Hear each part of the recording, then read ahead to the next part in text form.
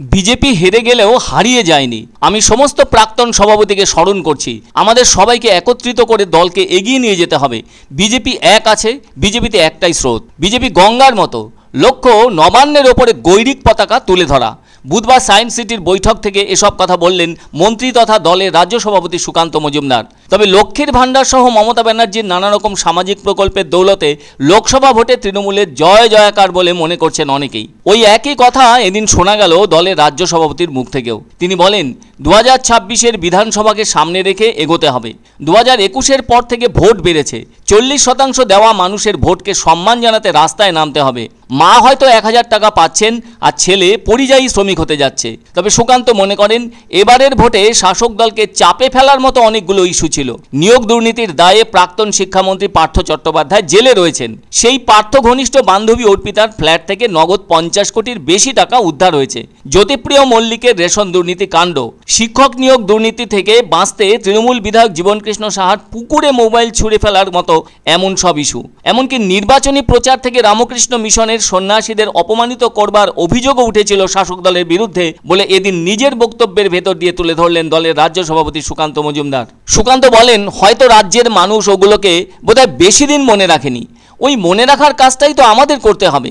লক্ষ্মীর ভাণ্ডার থেকে মহিলারা যে টাকাটা পেয়ে থাকছেন সেটা পেট্রোল, ডিজেল, ইলেকট্রিক, সবজির দাম বাড়িয়ে ঘুর পথে নিয়ে নিচ্ছে এই সরকার। এবার সুকান্ত বলেন তৃণমূলের রোলটা অনেকটা পকেট মারের মতো।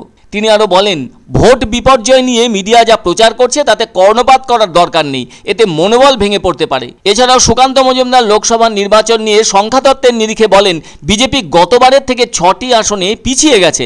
এটা গন্তব্য নয়, গন্তব্য হলো নবান্নের ওপর গৈরিক পতাকা তোলা। 2021-এর বিধানসভা ভোটে 37.97% ভোট থেকে বেড়ে আমাদের প্রাপ্ত ভোট হয়েছে 38.73%। সবচেয়ে আশা জাগানোর কথা 121টি পুরসভার মধ্যে 69টিতে আমরা এগিয়ে, আর 90টি বিধানসভায়ও এগিয়ে। কলকাতার 144টি ওয়ার্ডের মধ্যে 3 থেকে বেড়ে 24টি ওয়ার্ডে বিজেপি এগিয়ে।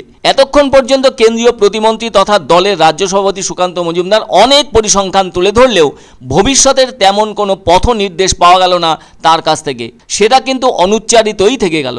অন্যদিকে বিরোধী দলনেতা শুভেন্দু অধিকারী বলেন অনেক প্রতিকূলতার মধ্যে 2 কোটির উপর ভোট পেয়েছে বিজেপি। শাসক দলের পক্ষ থেকে অত্যাচার করে শুইয়ে দিয়েছিল, সেখান থেকে আস্তে আস্তে লড়াই করে ঘুরে দাঁড়িয়েছি। বেশ কিছু আসন হারবো আমরা, কেউ এটা বিশ্বাস করিনি। শুভেন্দু বলেন 26-এ আমাকেও ভোট দিতে দেবে না।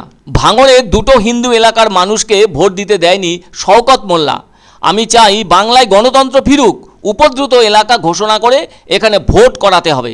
তিনি বলেন যে আমাদের সঙ্গে আমরা তাদের সঙ্গে।